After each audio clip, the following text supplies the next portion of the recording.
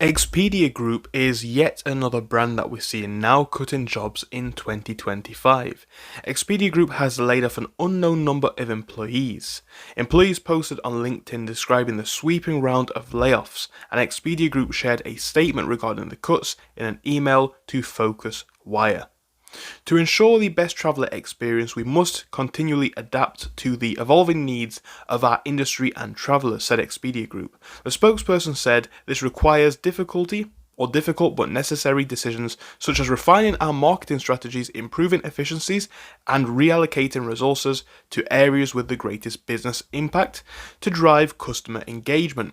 What another shocking story this is. We're now seeing a trend in a lot of these businesses, in a lot of these markets where job cuts are perhaps necessary as people are spending less and less money in these markets. The job cuts come about a year after the online travel agency announced up to 1,500 layoffs in February of 2024. Shortly after, the company announced then CEO Peter Kern would be stepping down.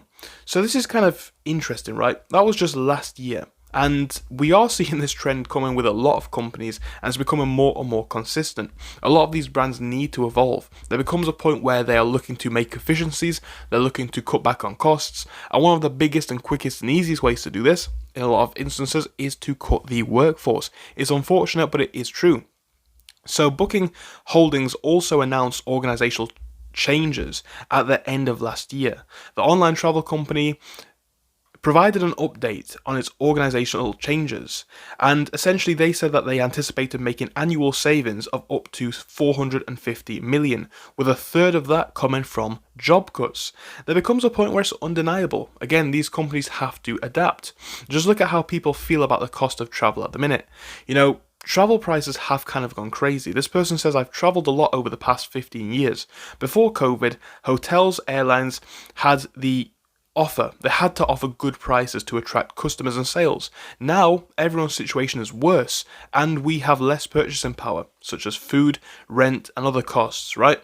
At the same time, it's like the prices are significantly higher, and so are the activities when you go on holiday.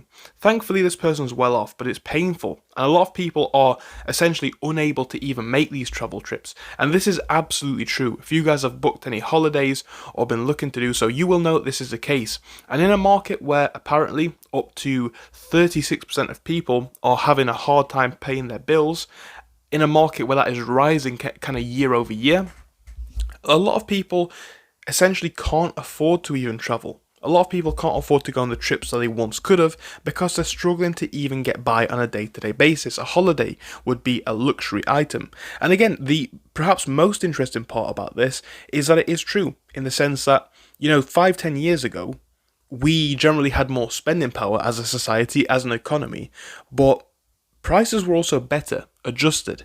Now where we are in the market today, we're in this really interesting situation, and again we can acknowledge certain costs, certain market changes, certain supply chain changes.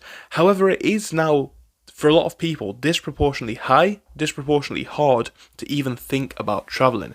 It's a crazy situation, but again, I think it's almost inevitable that a jobs market would turn like this, especially in an industry like travel, as people simply give up on travelling to the degree that they have in the past. It's really kind of crazy here, but do let me know what you think on this topic in the comments. Thank you for watching this quite short video, and I will see you again soon. Goodbye.